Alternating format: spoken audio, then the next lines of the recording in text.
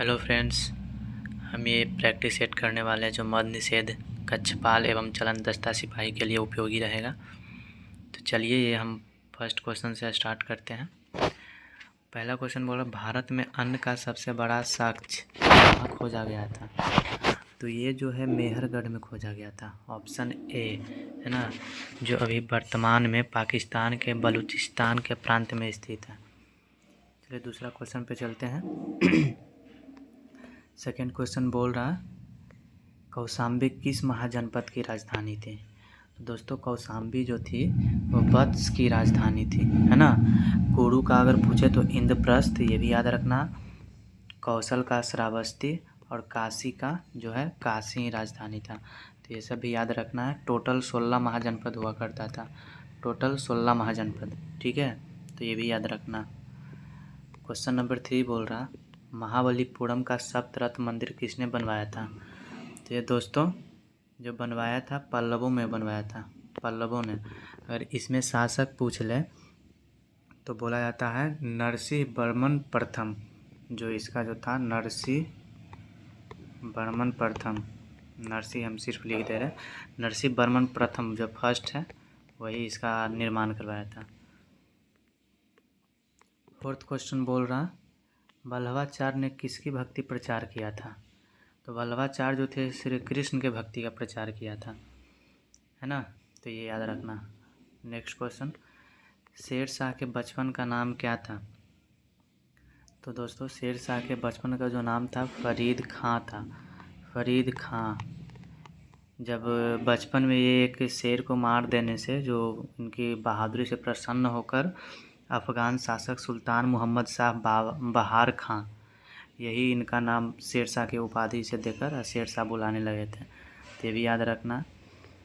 Next question है, सुगौली की संधि जो नेपाल में कब हुई थी?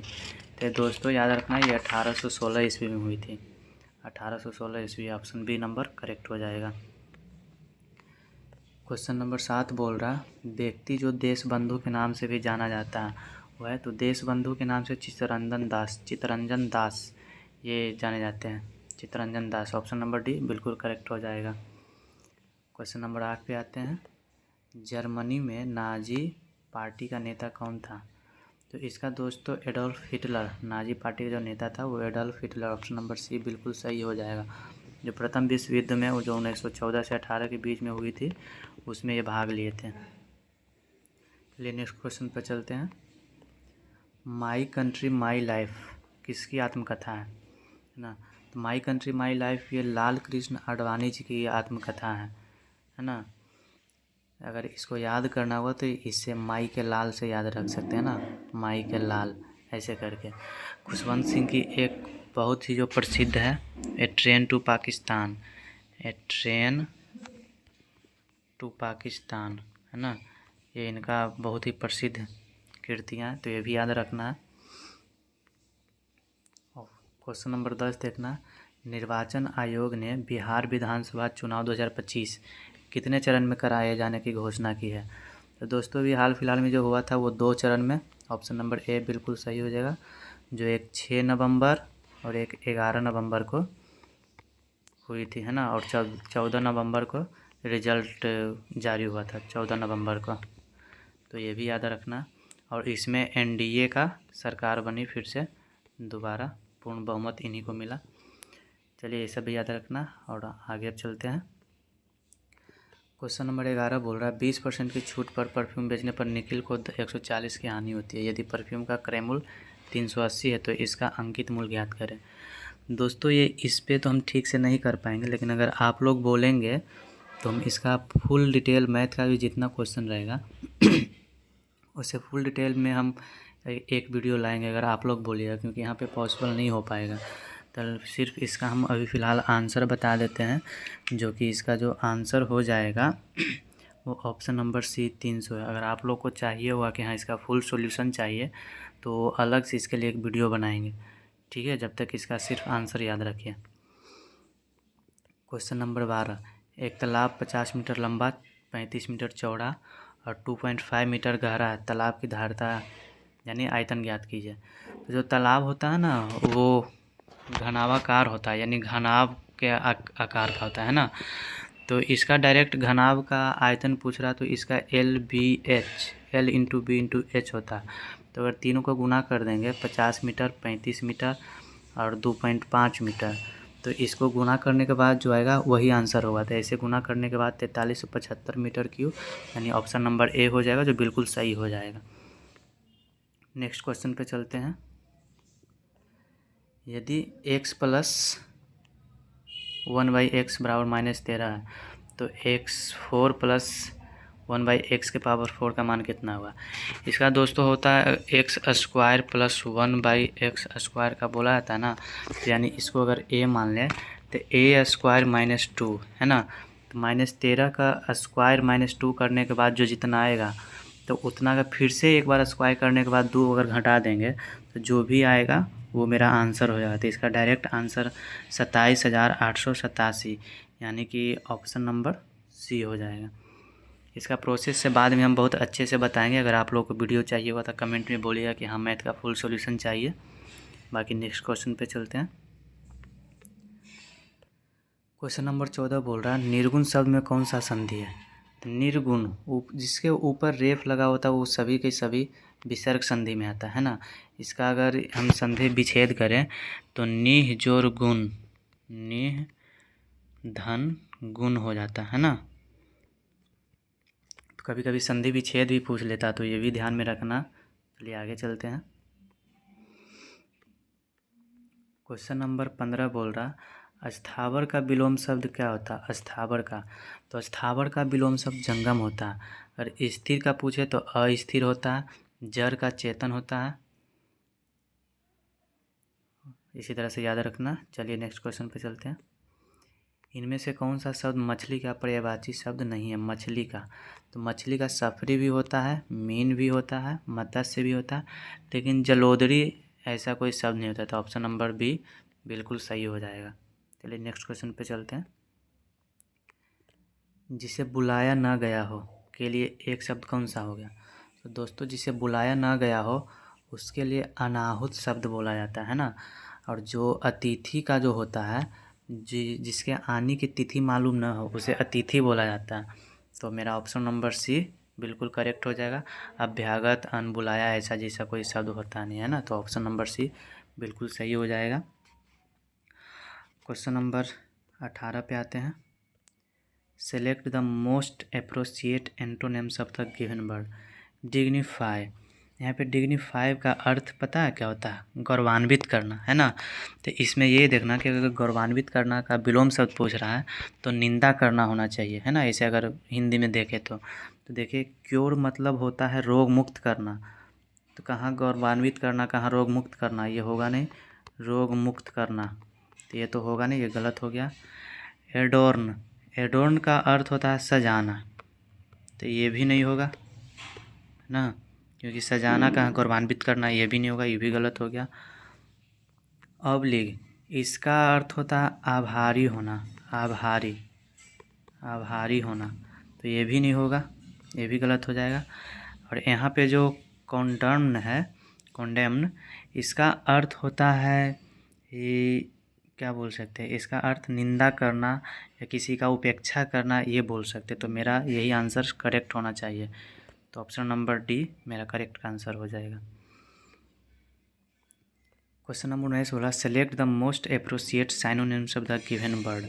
चीयरलेस, ऐसा चीयर्स का पता होगा, हर्षोल्लास के साथ जो कुछ बोला जाता है दोस्तों के साथ पार्टी में, चीयर्स है ना। और लेस जो लगा दे, यानी कि आनंद न होकर ये उदासी है ना, उदासी जैसा माहौल। तो इसका साइनोनिम्स पूछ रहा है, यानी कि पर्यायवाची शब्द। तो इसमें देखते क्या होगा। ब्राइट, चमकीला, इसका तो कुछ है नहीं। वो स्ट्रॉन्ग, स्ट्रॉन्ग मतलब मजबूत, तो मजबूती का इससे क्या, उदासी से कुछ लेना देना नहीं। क्लियर, क्लियर मतलब स्पष्ट होता है, तो स्पष्ट का इससे कुछ लेना देना नहीं है ना। तो फिर ये ग्लूमी जो है, ग्लूमी का मतलब होता है निराशजनक या उदास जो बोल सकते हो। तो मेरा करेक्ट आंसर ग्लूमी हो जाएगा। चलिए नेक्स्ट क्वेश्चन पे चलते हैं। Select the most appropriate meaning of the given आइडन, idioms है वाइट एलिफेंट। दोस्तों जो वाइट एलिफेंट है इसका मतलब होता है ना कि ये व्यर्थ की चीज़ें जो खर्च बहुत करा है, व्यर्थ का ऐसा चीज़ जो खर्च का बहुत करा है, बहुत खर्च करा है और काम ना आया है। तो इसका अगर इंग्लिश में देखा जाए तो क्या हो जाएगा, something that cost a lot of money but has no useful purpose, है ना। बोला जाता है ना सुंदर हाथी उजला हाथी, बस देखने के लिए, बाकी वो किसी काम का नहीं होता। तो ऑप्शन नंबर सी बिल्कुल सही हो जाएगा। क्वेश्चन नंबर 21 देखते हैं।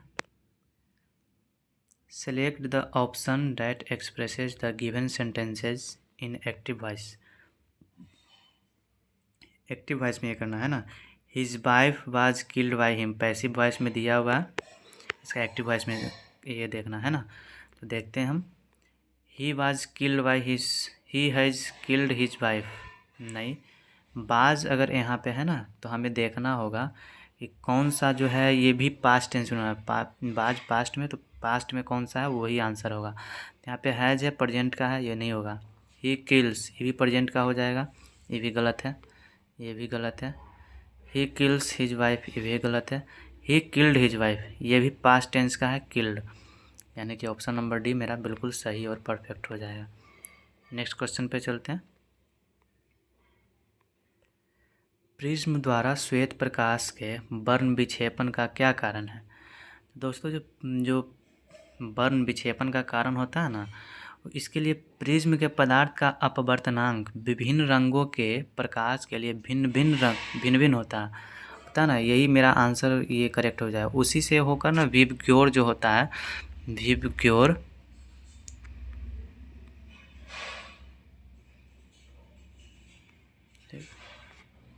सॉरी विबग्योर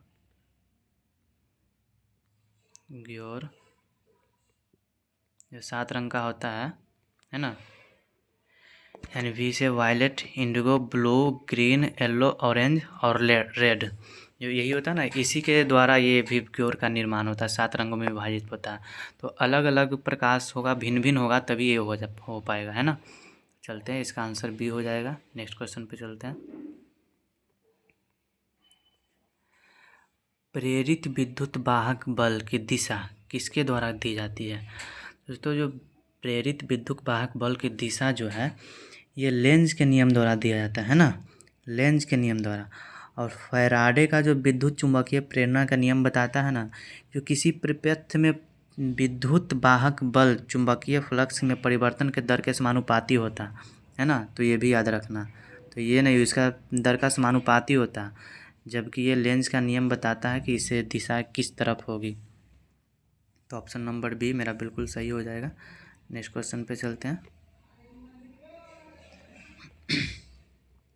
किसी एक समान वृत्तीय गति में, यानी यूनिफॉर्म सर्कुलर मोशन में वेग सदिश एवं त्वरण सदिश रूप इस रूप में संबंधित होते हैं कि दोनों दोस्तों एक दूसरे पर लंबवत होते हैं, है ना। तो याद रखना, दोनों एक दूसरे के लंबवत होते हैं। क्वेश्चन नंबर 25 पे आते हैं।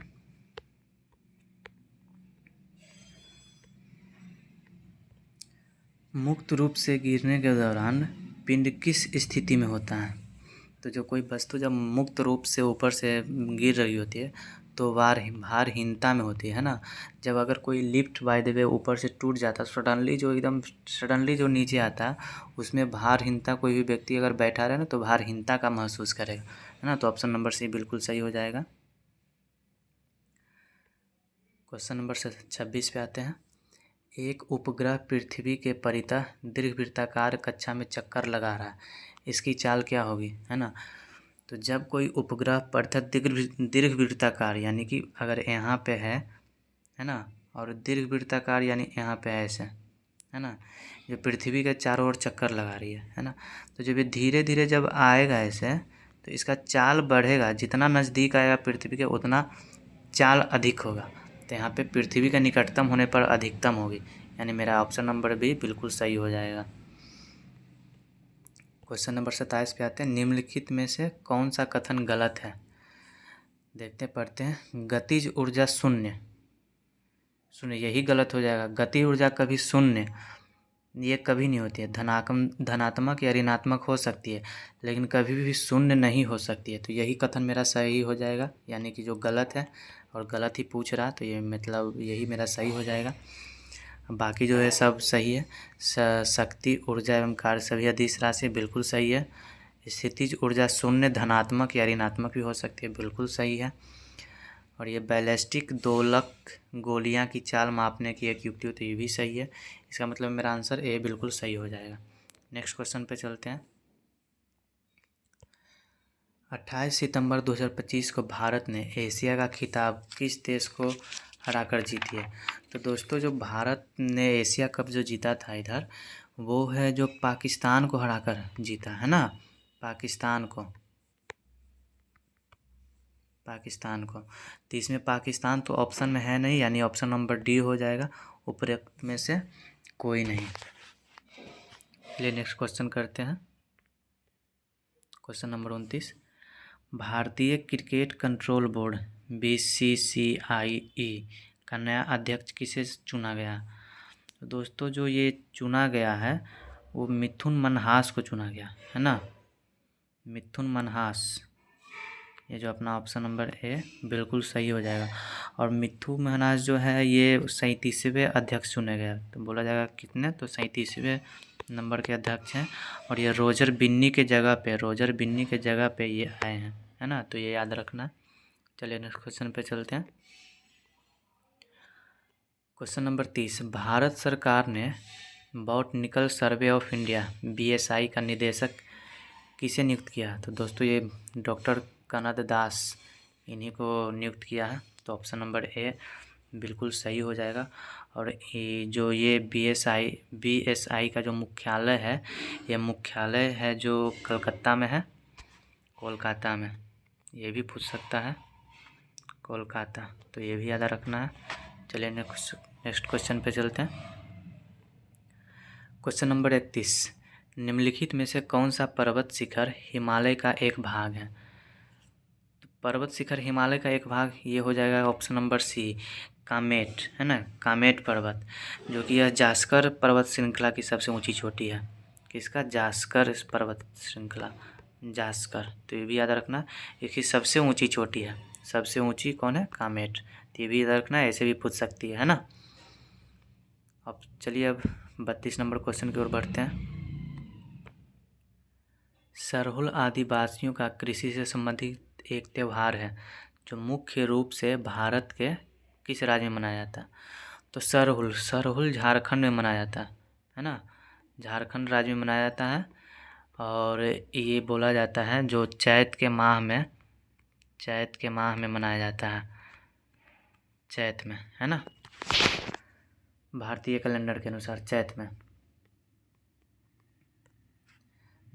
33 नंबर पे आते हैं। निम्नलिखित में से किसने 5 मार्च 1931 को लॉर्ड इरविन के साथ एक संधि पर हस्ताक्षर किया? लॉर्ड क्या, ऐसे बोलना, हटाओ, लॉर्ड नहीं बोलेंगे, लॉर्ड काटो। इरविन के साथ एक संधि पर हस्ताक्षर किए थे। तो जो थे ना वो महात्मा गांधी थे। इसी को लॉर्ड इरविन समझौता के नाम से भी जाना जाता, सॉरी मतलब गांधी इरविन समझौता के नाम से, गांधी इरविन समझौता भी इसे बोला जाता है। चलिए नेक्स्ट क्वेश्चन पे चलते हैं। क्वेश्चन नंबर 34 बोल रहा है, सॉरी, क्वेश्चन नंबर 34, भारतीय संविधान में सरकार के अर्धसंघीय स्वरूप का मॉडल किस देश से लिया गया? तो अर्धसंघीय स्वरूप का मॉडल जो है कनाडा से लिया गया है ना। अगर जर्मनी से पूछा जाए तो आर्टिकल 21 में जो वर्णित है, आर्टिकल 21 में प्राण एवं दैहिक स्वतंत्रता, जो आपातकाल के दौरान भी ये इसे रोक सकता है, वो प्राण एवं दैहिक स्वतंत्रता यहीं से लिया गया है। ऑस्ट्रेलिया से अगर देखा जाए तो प्रस्तावना की भाषा डायरेक्ट लिख देते हैं, है ना। विचार अमेरिका से लिया गया, प्रस्तावना की विचार अमेरिका से है, लेकिन प्रस्तावना की भाषा जो है ऑस्ट्रेलिया से लिया गया, है ना। तो ये भी याद रखना। चलिए नेक्स्ट क्वेश्चन पे चलते हैं। ऑप्शन में बी सही है। क्वेश्चन नंबर 35, डप्पू नृत्य निम्नलिखित में से किस राज्य की सबसे प्रसिद्ध नृत्य शैली है? तो दोस्तों जो डप्पू नृत्य है ये आंध्र प्रदेश की सबसे प्रसिद्ध है, आंध्र प्रदेश की, है ना।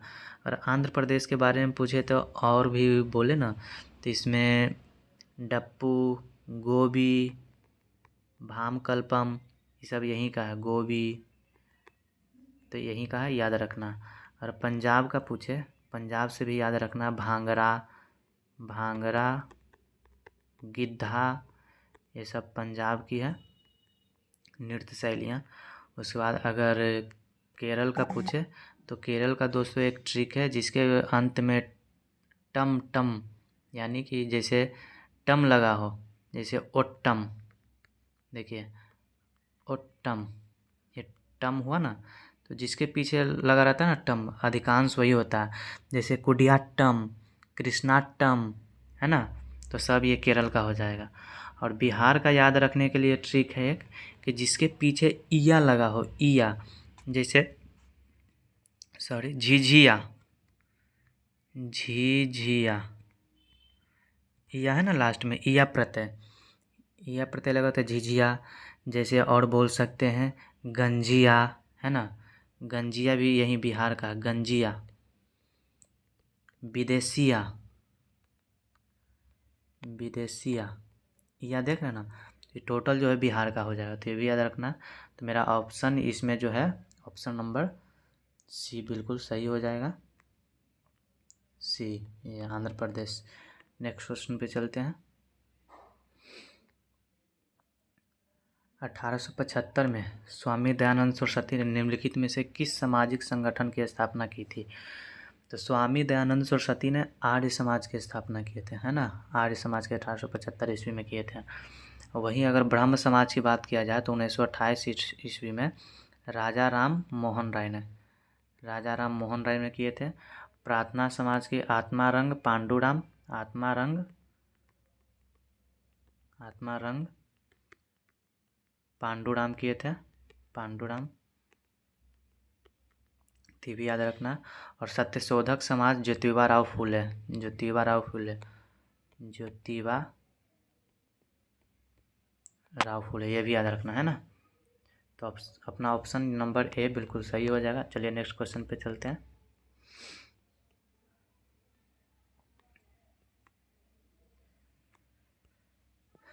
क्वेश्चन नंबर 37, अभ्रक किस प्रकार की खनिज है?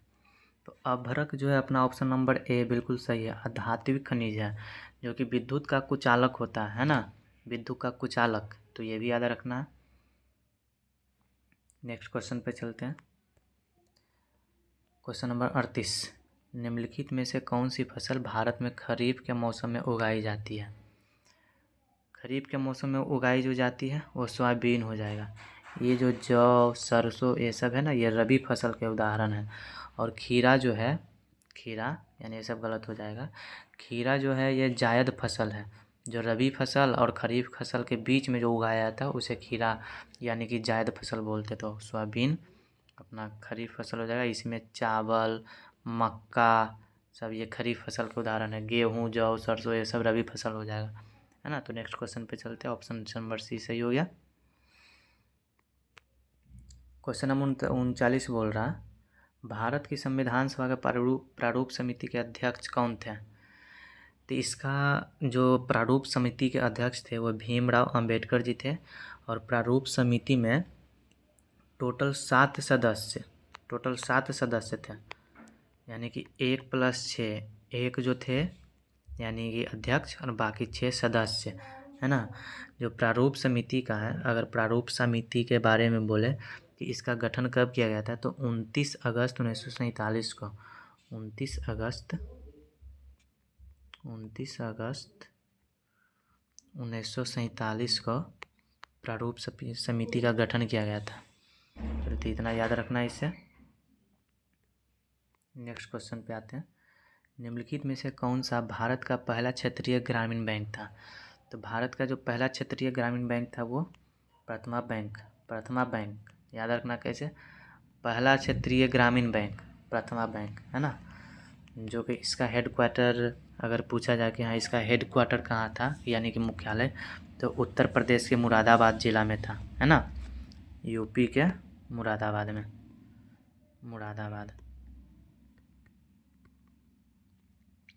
चलिए ठीक है, नेक्स्ट क्वेश्चन पे चलते हैं।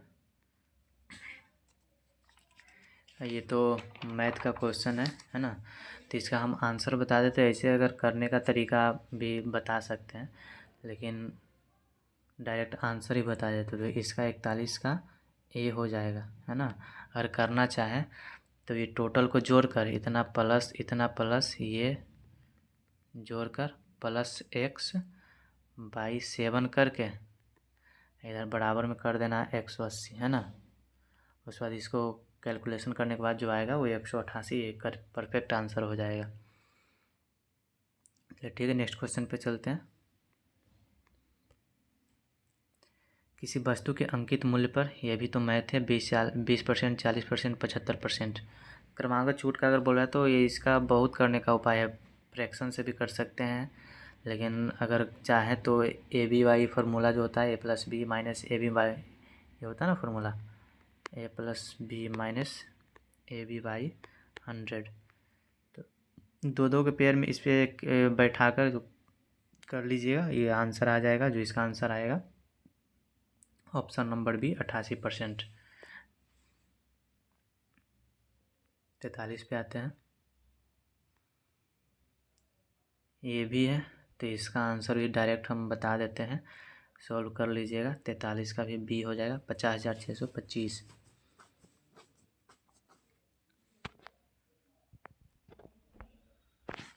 एक मिनट, इसका सॉल्व करने के बाद ही हम बताएंगे, ठीक ना। ऐसे तो बी ही होना चाहिए, हाँ बी ही आंसर होगा इसका, 50,625। क्वेश्चन नंबर 44, इनमें से कौन सा शब्द शुद्ध है?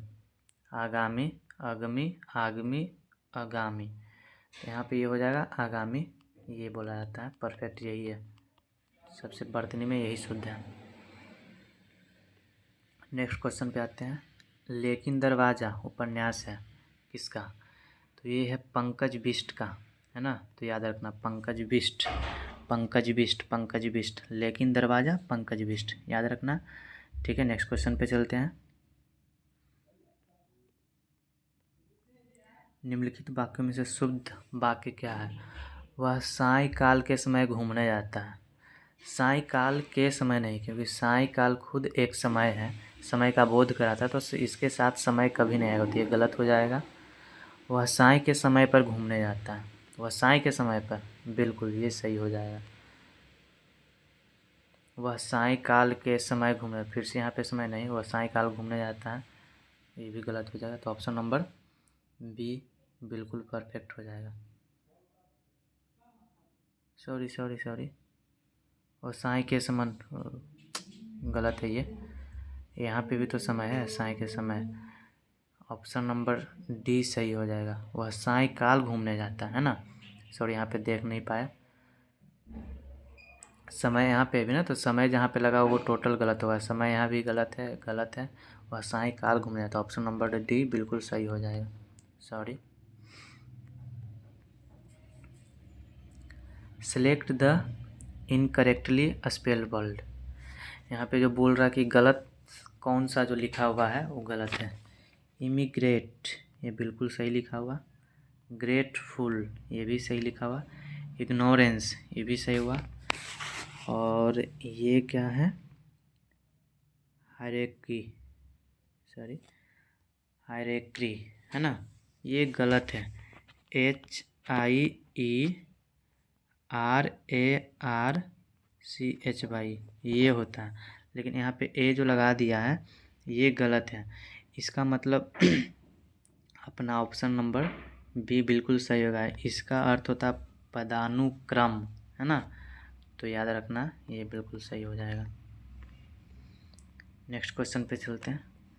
Cigarette smoking is injurious to health होता है ना, अगर इंजूरियस जहाँ पे आया तो वहाँ पे टू होता है। ये सब मूवी वूवी में भी कहीं पे भी लिखा हुआ होता है, तो सबसे ठीक है।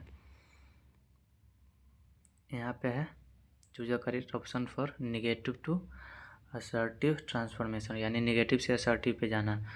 तो ऑप्शन पढ़ते fire is only where smoke is, नहीं, गलत हो जाएगा। ऑप्शन नंबर बी पढ़ते हैं fire and smoke go together, ये भी गलत हो जाएगा। Fire and smoke is everywhere, ये भी गलत हो जाएगा।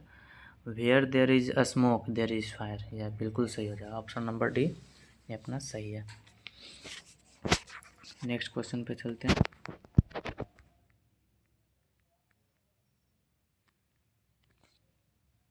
Women learn English faster than man, इसका मतलब ये है कि महिलाएं सीखती है इंग्लिश यानी फास्टर देन मैन, मैन के मुकाबले में बहुत तेज़ी से यानी जल्दी सीखती है। तो यहाँ पे ये होगा महिलाएं पुरुषों की तुलना में अंग्रेजी जल्दी सीखती है। महिलाएं बिल्कुल सही है, 50 का डी। 51 नंबर देख लेते हैं।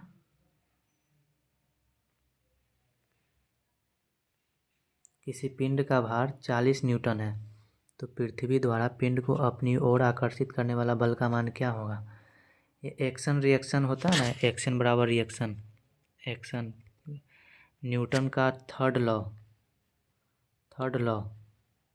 है ना, उसी का है। तो यानी कि एक्शन बराबर रिएक्शन, तो जितना ये भार का ये होगा ना यानी 40 न्यूटन का है तो उतना ही एक्शन में भी और रिएक्शन में भी उतना ही होगा। तो 40 न्यूटन भी इसका आंसर हो जाएगा।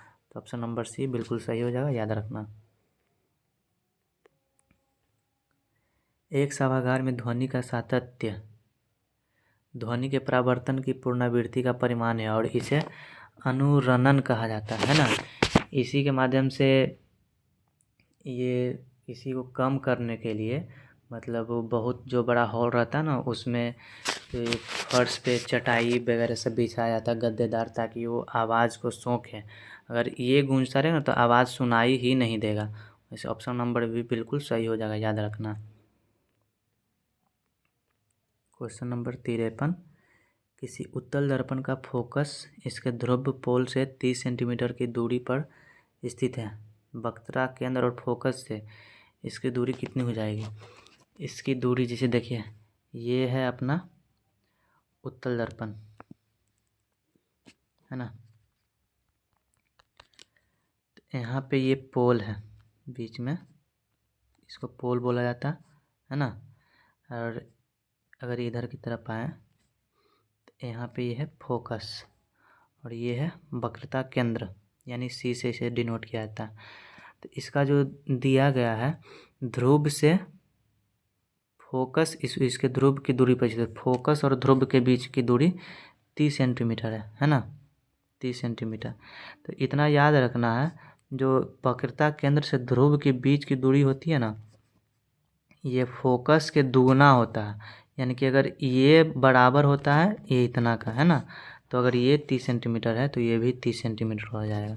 तो याद रखना ऑप्शन नंबर भी बिल्कुल सही हो जाएगा। हाइड्रोजन बम किस सिद्धांत पर आधारित है। हाइड्रोजन बम नाभिकीय संलयन पर आधारित है। अगर पूछे कि परमाणु बम तो नाभिकीय विखंडन पे हो जाएगा है ना, तो ऑप्शन नंबर भी बिल्कुल सही है। क्वेश्चन नंबर 55 पे आते हैं।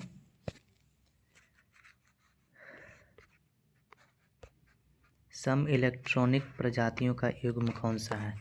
सम इलेक्ट्रॉनी मतलब समान इलेक्ट्रॉन है ना, तो समान इलेक्ट्रॉन का जो है वो हम देखते हैं इस CO मतलब है कार्बन मोनोऑक्साइड।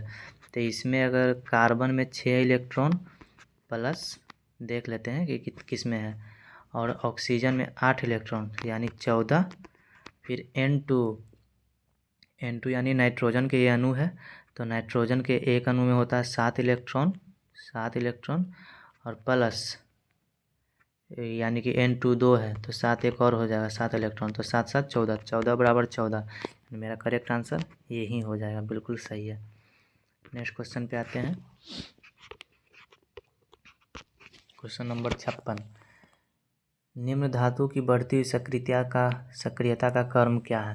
यानी सबसे कम पहले जो जिसका सक्रियता होगा उसे पहले लिखना और सबसे ज़्यादा जो सबसे लास्ट में होगा, है ना। तो इसमें देखते हैं सबसे कम जो है वो आयरन का होता है, यानी Fe आयरन का, उसके बाद फिर जिंक का, है ना। पहले आयरन, फिर जिंक, फिर मैग्नीशियम, फिर सोडियम। तो इस तरह से पहले आयरन, फिर जिंक, मैग्नीशियम, सोडियम। तो ये याद रखना। और इसमें पूछे कि सबसे ज़्यादा सक्रिय, सबसे कौन सा धातु की सबसे सक्रिय होती है ना। तो अगर वो पूछे तो पोटेशियम, है ना। इस जो ये है धातु है वो सबसे सक्रिय माना जाता है।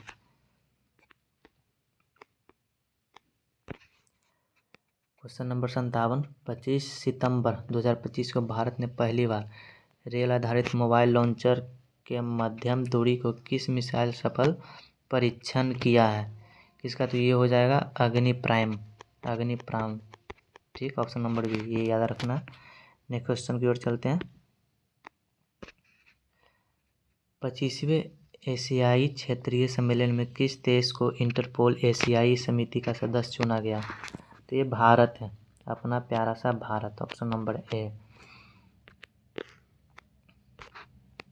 भारत तिब्बत सीमा पुलिस ITBP के नए महानिदेशक किसे नियुक्त किया गया। तो ये प्रवीण कुमार को नियुक्त किया गया, याद रखना, करंट का क्वेश्चन है ये। विधान परिषद के सदस्य डैश की अवधि के लिए चुने जाते हैं। तो विधान परिषद के सदस्य जो है वो 6 वर्षों के लिए चुने जाते हैं, है ना। 6 वर्षों के लिए चुने जाते हैं, ऑप्शन नंबर ए बिल्कुल सही है, याद रखना। लेकिन ये भी याद रखना कि विधान परिषद है ये, इसे कभी भंग नहीं किया जा सकता है, भंग नहीं कर सकते, है ना। लेकिन हाँ, प्रत्येक 2 वर्ष में 1/3, प्रत्येक 2 वर्ष में 1/3 जो है ये सदस्य को ये किया जाता है, मतलब सेवानिवृत्त, यानी कि इसे बोल सकते हैं रिटायर किया जाता है ना, रिटायर्ड।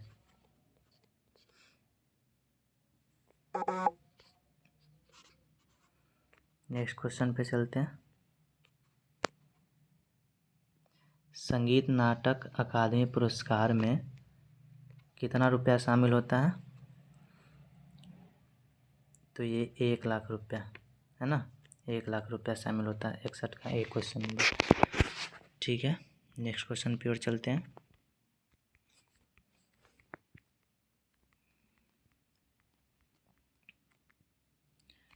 62, 1976 में स्थापित की अनुशंसा के अनुसार 42वां संविधान संशोधन किया गया था। इसका जो अनुशंसा के किसके अनुसार किया, तो यह स्वर्ण सिंध समिति के सिफारिश पे किया गया था।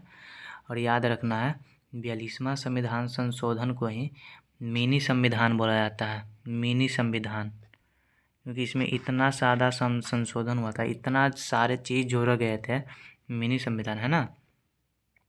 बहुत ज़्यादा इसमें जो है चीज़ें जोड़ी गई थी, इसलिए इसे जोड़ने वाला भी संविधान अगर ये बोल सकते हैं कि इसमें अगर जोड़ने का बात आए तो कौन सा संविधान संशोधन में, तो 42वां में जोड़ने के लिए अगर बोला जाए कि हाँ कि इसमें क्या क्या जोड़ा गया है ना, तो 3 शब्द पर ये जो है ना क्या बोलते हैं अपना ये भूल रहे हैं, हाँ, प्रस्तावना में 3 शब्द, प्रस्तावना में जो 3 शब्द जोड़ा गया था कौन कौन था। फर्स्ट जो था समाजवादी, धर्मनिरपेक्ष,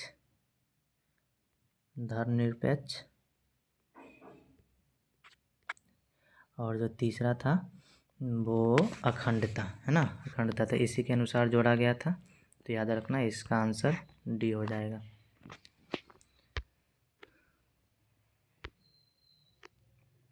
तिरसठ, श्रीलंका भारत से द्वारा अलग होता है किस जल संधि के द्वारा। तो श्रीलंका जो है वो पाक जल संधि द्वारा भारत से अलग होती है ना, याद रखना, पाक जल संधि। तो ऑप्शन नंबर सी अपना सही हो जाएगा। नेक्स्ट क्वेश्चन पे चलते हैं। एक ऐसा जमा खाता होता है जिसमें लोगों द्वारा खोला जाता है जो अपनी आय का एक निश्चित हिस्सा बचाना चाहते यानी बचत खाता, जो कि सेविंग अकाउंट जिसे बोला जाता है ना। 65 मैच में फुटबॉल पिच की लंबाई डैश और 120 मीटर के बीच में होनी चाहिए। तो ये जो है 91 से 120 मीटर के बीच में होनी चाहिए। और पिच की जो चौड़ाई अगर पूछे है ना, तो 45 से 91 मीटर, 45 से 91 मीटर होता है। तो ये भी याद रखना है। चलिए नेक्स्ट क्वेश्चन पे चलते हैं। Question number 66। प्राकृतिक भूकंप पृथ्वी के किस परत में होते हैं? तो ये जो है स्थल मंडल में होते हैं, है ना। तो याद रखना स्थल मंडल।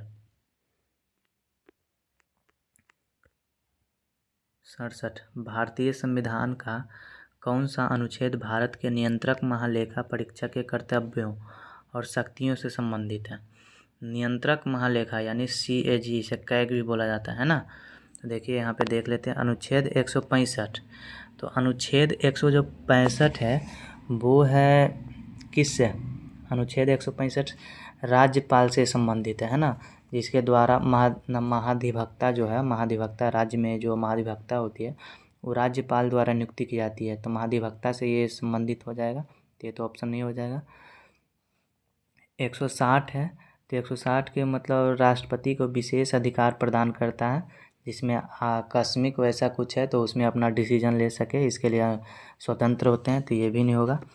148 में CAG यानी कि इसे बोल सकते हैं controller and auditor general of India, जिसे हिंदी में नियंत्रक महालेखा परीक्षक बोलते हैं। तो इसके पद के बारे में ये बोला गया है ना, तो ये नहीं होगा। इसका नियुक्ति राष्ट्रपति ही करते हैं, तो ये भी नहीं होगा।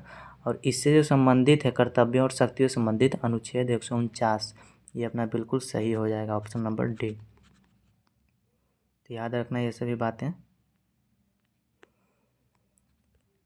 निम्नलिखित में से कौन सी नदी सिंधु नदी की सबसे बड़ी सहायक नदी है?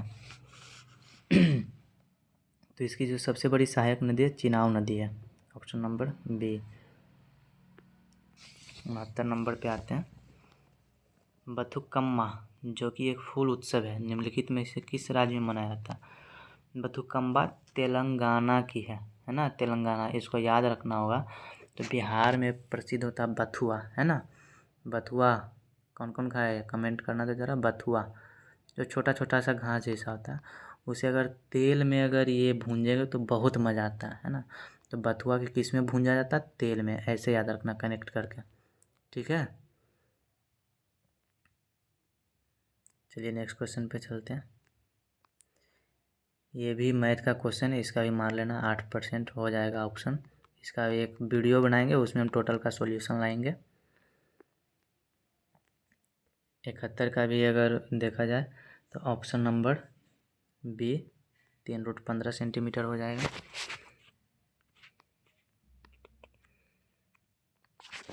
जमने की प्रक्रिया के दौरान तापमान हमेशा स्थिर होता है, याद रखना। आवर्त सारणी में किसी आवर्त में बाएं से जाने पर कक्षाओं की संख्या पर क्या प्रभाव होता? तो कुछ नहीं हो, ना बढ़ती है ना घटती है, एक समान रहती है ना। तो याद रखना। समजातीय श्रेणी के 2 क्रमिक सदस्यों के आणविक द्रव्यमानों में कितना अंतर होता है? तो ये होता है 14 AMU का, है ना। ये यू है, AMU होता है ऐसे, AMU 14 AMU, तो याद रखना। Question number 75। दी गई अभिक्रिया के लिए सही संतुलित रासायनिक समीकरण का चयन कीजिए। मैग्नीशियम प्लस ऑक्सीजन यानी 2MgO। तो इसको यहाँ पे 2MgO है ना, तो ये दोनों तरफ संतुलित करने के लिए ऑक्सीजन में भी और मैग्नीशियम में भी दो अणु आना चाहिए, है ना। तो यहाँ पे देख लीजिए 2MgO2 = 2MgO, अभिक्रिया करके ऐसा। तो यही मेरा बिल्कुल परफेक्ट आंसर हो जाएगा।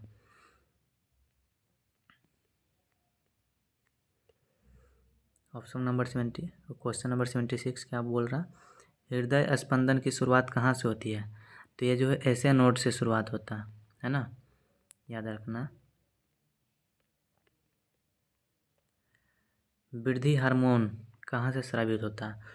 तो पता होगा कि वृद्धि हार्मोन पीयूष ग्रंथि से स्रावित होता है ना, लेकिन पीयूष ग्रंथि यहाँ पे न देकर अग्र पीयूष और पश्च पीयूष दिया हुआ है, तो यहाँ पे क्या ऑप्शन हो जाएगा? ऑप्शन नंबर बी, अग्र पीयूष। याद रखना, पीयूष ग्रंथि को ही मास्टर ग्रंथि बोला जाता है ना।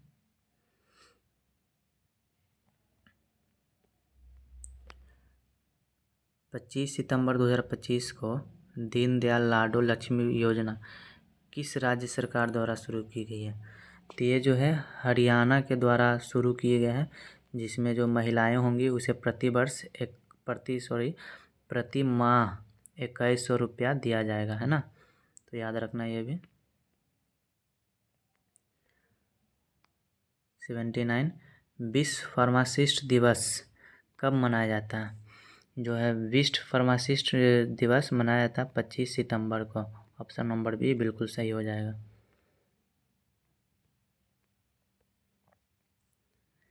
किस वंश के शासक ने 999 में कंदारिया महादेव मंदिर का निर्माण करवाया था? तो ये जो है चंदेल वंश के, है ना, चंदेल वंश के। अगर इसी को कंदारिया जो है ये मध्य प्रदेश में स्थित है, खजुराहो, इसी को अगर खजुराहो का भी मंदिर बोला जाता है, जो मध्य प्रदेश में है ना, छतरपुर में। इसे भी याद रखना। निम्नलिखित में से किसका आरंभ मेरठ में सैन्य विद्रोह से हुआ और शीघ्र ही व्यापक स्तर पर फैलकर ब्रिटिश शासन के लिए बड़ी चुनौती के रूप में परिलक्षित हो गया था? तो याद होगा मेरठ में जो है मंगल पांडे, है ना, जिसे 1857 की क्रांति बोला जाता है। तो भारतीय विद्रोह 1857 में है, इसी से ये बहुत बड़ा ये शुरू हुआ था और इसी से बहुत भारत के जो लोग थे, क्रांतिकारी थे, इससे बहुत ज़्यादा प्रभावित हुए थे। तो याद रखना है भारतीय विद्रोह 1857। क्वेश्चन नंबर 82 पे आते हैं। निम्नलिखित में से कौन सी सबसे तीव्र भूकंपीय तरंगें हैं?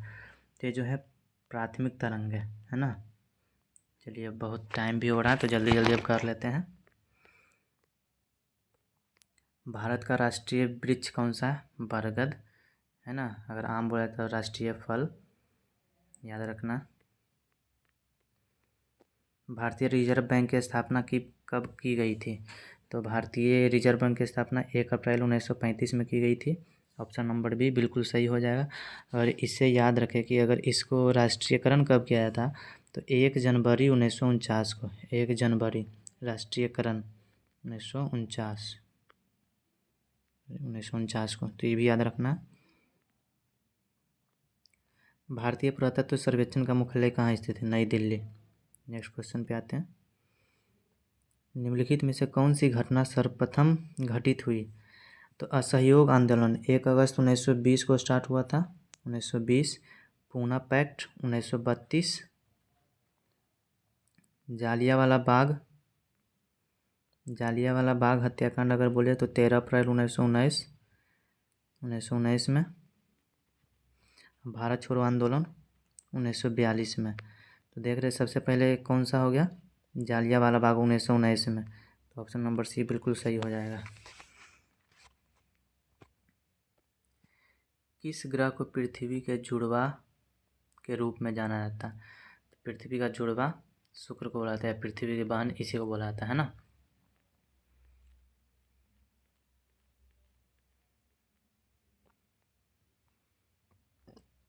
अठासी नंबर क्वेश्चन पे आते हैं। अंतर्राष्ट्रीय योगा दिवस या योग दिवस कब मनाया जाता है? तो अंतर्राष्ट्रीय योग दिवस तो है 21 जून को मनाया जाता है। ऑप्शन नंबर सी बिल्कुल सही हो जाएगा। और 1 मई को पूछे तो मजदूर दिवस, और 21 मई को पूछे तो आतंकवाद विरोध दिवस हो जाएगा, और 5 जून को पूछे तो विश्व पर्यावरण दिवस, है ना। तो ये भी याद रखना। ऑप्शन नंबर सी बिल्कुल सही हो जाएगा। संस्कृत महाकाव्य महाभारत के लेखक कौन है? तो इनका जो लेखक हैं महर्षि वेद व्यास हैं, है ना। तो याद रखना, अगर महर्षि वाल्मीकि के बारे में पूछे तो रामायण, ये भी याद रखना। दो संख्याओं का योग 17 है और उनका गुणनफल 34 है, यानी a + b, थोड़ा सा बता देते इसमें, 17 और ए बी बराबर 34 है। यार तो ये वर्गों का योगफल पूछा है, तो a + b का होल स्क्वायर बराबर 17 के होल स्क्वायर। इसको सॉल्व करने ए बी आएगा a² + b² + 2ab, तो 2ab की जगह पर 2 × 34 कर देना, बाकी जो आंसर आएगा 221 आ जाएगा। इतना बता दिए, सॉल्व कर लेना, ठीक है। बाकी विस्तार में हम बोले हैं लाएंगे क्लास, जब कमेंट में आएगा कि हाँ इसका क्लास करवाइए, फिर लाएंगे हम। 91, यदि a/b बराबर 2:3, 2:3 है, b/c बराबर 6:8, तो a/b/c ज्ञात करें, है ना। तो इसको डायरेक्ट ऑप्शन से भी कर सकते हैं, यानी कि ये जो है a, b और c के फॉर्म में दिया है सब, है ना। तो देखिए देखते हैं, a/b 2:3 है, तो 2:3 ठीक है। b/c 6:8 है, तो 3 दूनी 6 तो हो जाएगा, लेकिन 6 दूनी 12 हो जाएगा, तो 8, यानी ये भी गलत हो जाएगा, है ना, तो ये गलत है। नेक्स्ट देखते हैं 2:3, यानी a/p बराबर 2:3, तो 2:3 ठीक है। उसके बाद b/c 6:8 है ना, तो 3 दूनी 6 और 4 दूनी 8, बिल्कुल अपना सही हो जाएगा, बी नंबर बिल्कुल सही है। नेक्स्ट क्वेश्चन पे चलते हैं। मानव शुक्राणु को गतिशीलता प्रदान करने वाला भाग कौन सा है? अगर गतिशीलता प्रदान करने की बात आए तो पूछें, क्योंकि तरल भाग में तैरने में मदद करता है ना, तो पूछिए जो एक को गति प्रदान करने में मदद करता है। और इसको मानव शुक्राणु को 3 भाग में बांटा जाता है ना, शीर्ष, मध्यखंड और पूंछ। तो शीर्ष में है ना, इसी में एक्रोसोम पाया जाता है, ठीक, और इसी में केंद्रक भी पाया जाता है, केंद्रक पाया जाता है शीर्ष में। और मध्य खंड में माइटोकॉन्ड्रिया पाया जाता है, जो कि ये एनर्जी प्रदान करता है, जिसके सहारे ये पूंछ जो है तैर कर आगे बढ़ता है, तो ये भी याद रखना। 93 का देख लेते हैं। माइटोकॉन्ड्रिया को विलक्षण कोशिकांग क्यों माना जाता है? क्योंकि इसमें राइबोसोम और डीएनए होते हैं, यही हो जाएगा ऑप्शन नंबर ए। माइटोकॉन्ड्रिया का कोशिका का ऊर्जा ग्रह कहा जाता है, ये भी याद रखना। विटामिन B12 का रासायनिक नाम क्या है? इसका रासायनिक नाम है साइनोकोबालामीन, ऑप्शन नंबर बी, है ना। अगर सिर्फ पूछे विटामिन ए का तो ये भी याद रखना, रेटिनॉल, विटामिन ए का रेटिनॉल, विटामिन बी या B1 का बोल सकते थाइमीन, विटामिन सी का एस्कॉर्बिक अम्ल, विटामिन डी का कैल्सीफेरॉल, और विटामिन ई को टेकोफेरॉल कहते हैं, तो ये भी याद रखना है, ठीक है। नेक्स्ट क्वेश्चन पे चलते हैं। निम्न से कौन सा द्विलिंगी पुष्प है? तो द्विलिंगी पुष्प है गुड़हल और सरसों, ऑप्शन नंबर बी, है ना। द्विलिंगी पुष्प किसे बोलते हैं? जिसमें कि पुंकेसर तथा स्त्री केसर दोनों होते हैं, उसे द्विलिंगी पुष्प कहते थे, इसी में दोनों होता है ना। नेक्स्ट क्वेश्चन पे चलते हैं। इनमें से कौन सा केंचुआ का श्वसन अंग है? तो ये त्वचा, बिल्कुल सही है, याद रखना। निम्नलिखित में से कौन सा पदार्थ विसरण द्वारा कोशिका झिल्ली के पार संचलन कर सकता है? तो ये ऑक्सीजन है, ऑक्सीजन ही कोशिका झिल्ली के द्वारा पार कर सकता है। 98, ऑक्सीजन और फास्फोरस की परमाणुकता क्या होगी? तो ये देखा जाए तो ऑक्सीजन O2 है ना, और फास्फोरस का जो है वो श्वेत फास्फोरस P4 होता है, तो यानी 2 और 4, यानी कि द्विपरमाणुक और त्रिपरमाणुक नहीं, द्विपरमाणुक और द्विपरमाणुक नहीं, द्विपरमाणुक और चतुष्परमाणुक, ये ऑप्शन नंबर सी बिल्कुल सही हो जाएगा। 1 अक्टूबर 2025 में किस देश ने के वीज़ा शुरू करने की घोषणा की है? तो चीन ने किया है, ऑप्शन नंबर ए बिल्कुल सही हो जाएगा। लास्ट क्वेश्चन देखते हैं। भारतीय रक्षा मंत्रालय ने इंडियन एयरफोर्स के लिए कितने हल्के लड़ाकू विमान MK-1A की खरीद के लिए हिंदुस्तान एयरोनॉटिक्स लिमिटेड के साथ अनुबंध पर हस्ताक्षर किए हैं? तो ये जो है 97 है ना, 97 MKI पे खरीद पे हस्ताक्षर किया लड़ाकू विमान के लिए। तो याद रखना है, बिल्कुल सही ऑप्शन नंबर डी हो जाएगा। चलिए यहाँ पे ख़त्म हुआ। आप लोग अपना स्कोर बताइएगा, आप लोग कितना कर पाए हैं, है ना। और अगर अच्छा लगा होगा तो शेयर कीजिए, चैनल को सब्सक्राइब कीजिए। और बाकी इस तरह का और भी कुछ इसमें चाहते हैं तो हमसे बोलिए, हम वैसा लाएंगे। और चाहते हैं कि नए नए किसी और प्रकाशन का हम प्रैक्टिस सेट करवाएं तो वो भी करवाएंगे। ये जो हम करवाएं वो रुक्मिणी प्रकाशन का है ना, रुक्मिणी आई जिसे प्लेटफॉर्म बोलते हैं।